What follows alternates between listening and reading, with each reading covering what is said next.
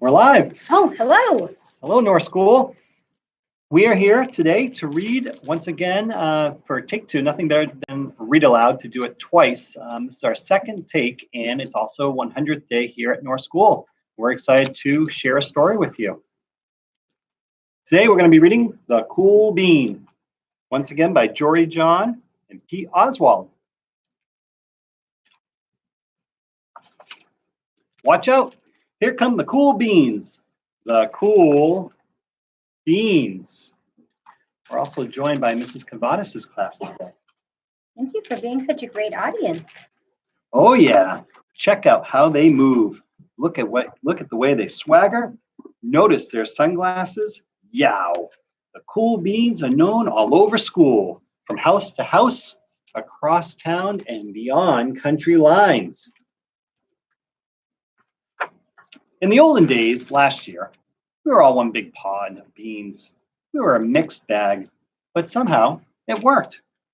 Yep, those were the good old days. And then we stopped talking and seeing each other as much. That's just how it is sometimes. You spend less time together, even though you're not totally sure why. I watched as the beans I knew so well, the beans from my own pod, became the cool beans.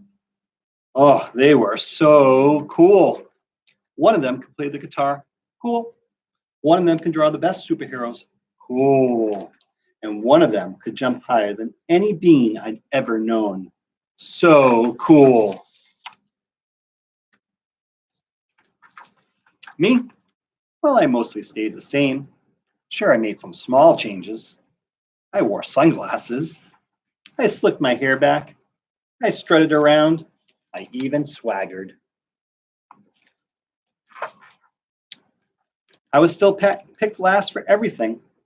My clothes never seemed to fit. I snorted when I laughed. I walked into stuff. I was an uncool bean for sure. Thanks, Mr. Dunn. Absolutely. I started thinking of myself as just a common bean with no special skills. I couldn't compete, so I didn't even try. I'd never be a cool bean.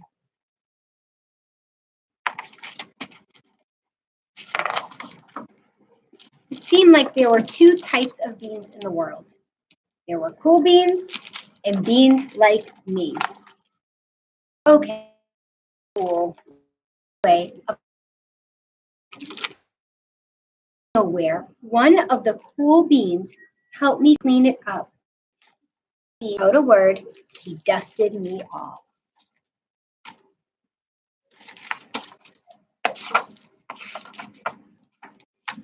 That afternoon, I was sitting in class.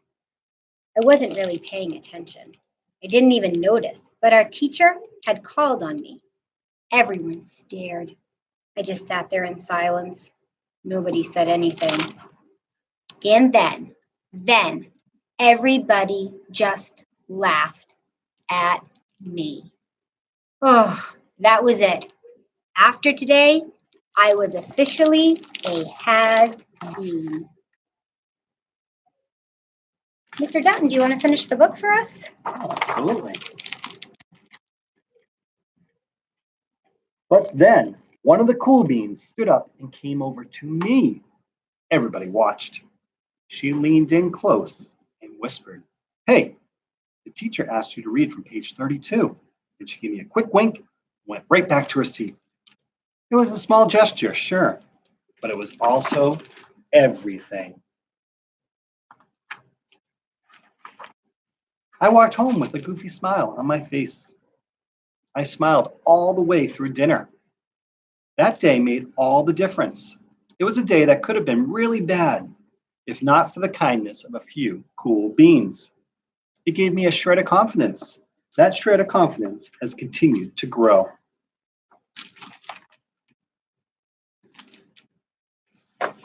Somebody had my back, or a few somebodies. After that, I started to hang out with cool beans again. Not all the time, but sometimes. At lunch, after school, even on the weekends. Throughout all this, I realized it's not about how you look or any of that other silly stuff. It's about a wink or a nod or a smile at just the right moment. It's about dusting somebody off, helping them up again, and pointing them in the right direction. You need a hand? Yes, please. Now that's cool. The end of The Cool Bean. We hope you enjoyed the Read Aloud on National Read Aloud Day. Hopefully you can find some time, whether at home or at some point later this afternoon, to read out loud. And kindness makes all the difference. What do you think, Mrs. Connors? I absolutely love it. And I hope everyone had a wonderful 100th day here at North School. We all know that you are 100 days smarter, brighter, kinder. Thank you so much for a wonderful Read Aloud. Thank you, Mrs. Rodriguez' class.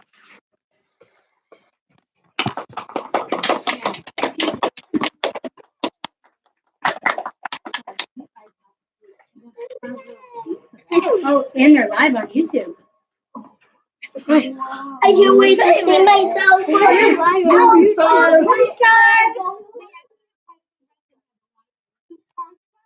Oh my What do you do once you're on YouTube? Hi.